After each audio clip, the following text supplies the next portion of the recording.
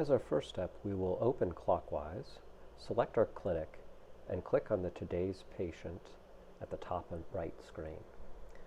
From there, we will go into the time range field and put in the dates for the time range that we are looking at, and we'll click the green Apply Date Range button and hit Export. While you're here, check to make sure that your date range is selected correctly. Go down to the bottom, click the Export button, and it will take a moment to generate data, and then click the green Download button. It might download in the top right corner or sometimes in the bottom of your screen. Click on this and it will open the Excel spreadsheet with the data for your clinic for that month. The most important thing here is to make sure that your column headings line up with the column headings in your template. Next, you're going to open the spreadsheet that you've downloaded and copy the entire data. You can do this by hitting Control A and then hit Control C to copy all of the information. Next, go into the template, click on the cell A1 and hit Paste. This will paste all of the information in, and if you click on the Leakage tab, you can actually see if all of the data is in place. Make sure you take the time and that all the fields are filled in. If you see fields with 0, it might be that you didn't upload the information. Okay, next we're going to click on the Center Preparedness tab, and we're going to click on cell A7. We're going to do a left click and choose Refresh. Make sure that the spreadsheet refreshes here and has your information from the latest upload. Okay, so let's discuss why this spreadsheet is important. As an RDO, you can't be at every center every day, first thing in the morning and last thing at night. So this spreadsheet will show you the very first check-in for the day. So you can see, wow, we didn't check someone in until 15 minutes after we opened.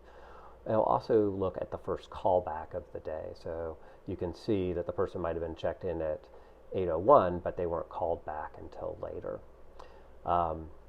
It will also show you the last time that someone was checked in. So if, for example, you see that the last person was checked in an hour before we closed, that might be a red flag as well. So how do we identify these red flags? Well, so you can see here, I'm highlighting row 7, and I'm going under conditional formatting, and I'm setting a time frame to highlight any cells that are between 8:15 and 10 a.m. to show really kind of any late check-ins or late callbacks. I'm going to then do this same thing to flag any last check-ins that were between noon and 7 p.m. to show anyone who wasn't checked in after 7 o'clock. So this should help you to identify and find any days when really people were not being checked in quickly enough, or where the front desk might have turned away people in the last hour of the day. You can start to look at these days, look at who's working on these days, and see if there's really any trend. You don't necessarily need to do the conditional formatting, you can just always look at them, but the conditional formatting really seems to highlight issues and days where there are issues, and this will just help you to understand, gosh, why was someone checked in so late on this date? You know, for example, on here, why was the first check-in at 8:01 and they weren't called back for 25 minutes? So it can help you identify MAs or front desk people who might not necessarily be doing their job well. So that's really the purpose of the center promptness that we have here. Also, you can see if we click on the close day calculator, this tab is not just about showing closed days, but you'll want to go and click on it, do again a left mouse click and hit the refresh button.